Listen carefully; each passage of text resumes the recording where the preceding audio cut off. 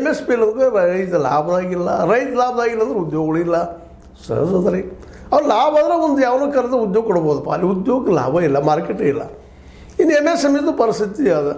ಅನೇಕ ನೀವು ಸಣ್ಣ ಕೈಗಾರಿಕೆಗಳು ಏನಾದರೂ ಹೋಗಿ ಬರಲ್ಲಿ, ಈವನ್ ಬೇಸಿಕ್ ನೀಡ್ಸ್, ಮೂತ್ರಾಲಯಗಳು ಸರಿಯಾಗಿರೋದಿಲ್ಲ, ಅಲ್ಲಿ ವಾತಾವರಣ ಸರಿಯಾಗಿರೋದಿಲ್ಲ.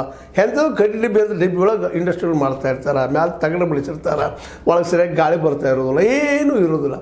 ಆದರೂ ರೆಕಾರ್ಡಲ್ಲಿ ಮಾತ್ರ ಎಲ್ಲ ಇದ್ದಾವೆ ಅಂತ ತೋರಿಸ್ತಾ ಇರ್ತಾರೆ. ಅಂದಾಗ ಸಹಜವಾಗಿ ಮೂಲಭೂತವಾಗಿ ಏನು ಸಿಗಬೇಕಾಗ್ತದಿಲ್ಲ. ಯಾಕೆ ಹಿಂಗಾಗ್ಲಿಕ್ಕತ್ತದಪ್ಪ ಅಂದ್ರೆ ಅದಕ್ಕೆ ಸಫಿಷಿಯೆಂಟಾಗಿ ಬಂಡವಾಳ ಇಲ್ಲ, ಎಲ್ಲದೂ ಇನ್ಸಫಿಷಿಯೆಂಟ್ ಅಂದಾಗ ಇಂಡಸ್ಟ್ರಿ ಯಾವ್ದು ಉದ್ಧಾರ ಆಗ್ತದೆ ರೀ? ಬಂಡವಾಳದಲ್ಲಿ ಹಾಕಕ್ಕೆ ಬೇಕಲ್ರಿ. ಯಾವ ಬ್ಯಾಂಕು ಸಣ್ಣ ಇಂಡಸ್ಟ್ರಿ ಕೊಡೋದೇ ಇಲ್ಲ. ಜೇತು ಜಿಲಾತು ಮನೆಗೆ ಮಸಿ ಕೊಡಿದ್ರೆ ಗಾಲ್ ಪಾಕಿಸಿ ಕೊಡ್ತಾನೆ. ಇದೇ ಮಾತು. ಎಷ್ಟು ಬ್ಯಾಂಕ್ಗಳು ಅಡ್ಡಾಡೋದು ರೀ? ರೈತರಿಗೂ ಕೊಡೋಂಗಿಲ್ಲ. ಸಾಲ ಕೊಡ್ಬೇಕಾದ್ರೆ ಒಂದು ಜಮೀನು ತೊಗೋಬೇಕಾದ್ರೆ ಇವತ್ತು 60-70 ರೂಪಾಯಿ 80,000 ಲಕ್ಷ ಹೋಗ್ತದೆ.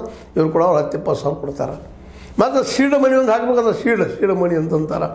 ಹಿಂಗಾಗಿ ಪಾಪ ಅದ್ರಾಗೂ ಈ ಸಣ್ಣ ಕೈಗಾರಿಕೆದವರು ಲಾಭ ಎಷ್ಟು ಬರ್ತದೆ ಅದ್ರದ್ದು ಬಂಡವಾಳ ಬಂದ್ರೆ ಹಾಕಬೇಕಲ್ಲ, ಬಂಡವಾಳ ಹಾಕೋಕ್ಕೆ ಅವಕಾಶ ಇಲ್ಲ.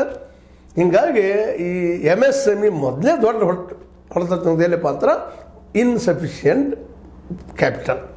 ಅಲ್ಲಿ ಶುರುವಾತು. ಆಮೇಲೆ ಜಾಗ ಆದ್ಮೇಲೆ ಲೇಬರ್ ಲೇಬರ್ಗೆ ಸಫಿಷಿಯೆಂಟ್ ಅವ್ರು ಪೇಮೆಂಟ್ ಮಾಡ್ಲಿಕ್ಕೆ ಅವ್ರು ಬರುವಾಗಿಲ್ಲ. ಮತ್ತು ಸ್ಕಿಲ್ ಲೇಬರ್ಗಳು ಸಿಗೋದು ಕಷ್ಟ.